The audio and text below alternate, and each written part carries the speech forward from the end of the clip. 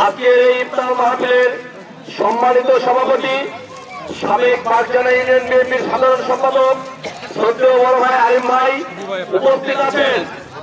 বাংলাদেশ জাতীয়তাবাদী দল বিএনপির নির্বাহী কমিটির সদস্য, যার নেতৃত্বে জয়পুরহাট 1 আসনে বিএনপির রাজপথ বিগত আন্দোলনে সংগ্রামে হাজার হাজার লোক নিয়ে জয়পুরহাটের রাজপথ যিনি কাঁপিয়েছেন, যার বাবার নেতৃত্বে জয়পুরহাট 1 আসনের বহু মানুষের উন্নয়ন, অনেক শিক্ষা প্রতিষ্ঠান, অনেক সামাজিক উন্নয়ন হয়েছে।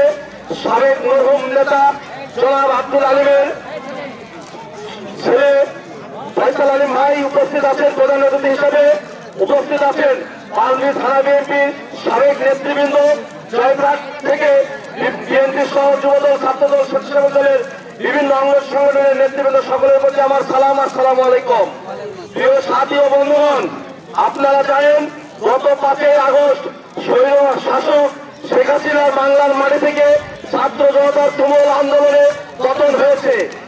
স্বৈর শাসকের পতন হওয়ার পর ষড়যন্ত্র কিন্তু থেমে নেই।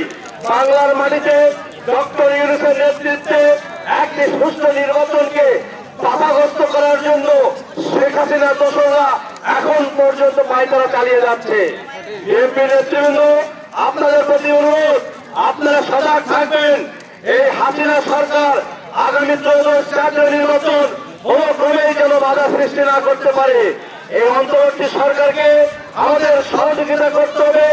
সহযোগিতার মাধ্যমে 13 জাতীয় সংসদ নির্বাচনে আমাদের স্বতঃস্ফূর্তভাবে অংশগ্রহণ করতে হবে। সেই নির্বাচনে অংশগ্রহণ করে জয়পুরহাট 1 আসনে ধানের শেষের প্রার্থীকে বিপুল ভোটে যেন আমরা জয়যুক্ত করতে পারি, এই আশা আহ্বান রেখে আমি আমার সংক্ষিপ্ত বক্তব্য এখানে শেষ করলাম। আসসালামু আলাইকুম। বীর মুক্তিযোদ্ধা জনাব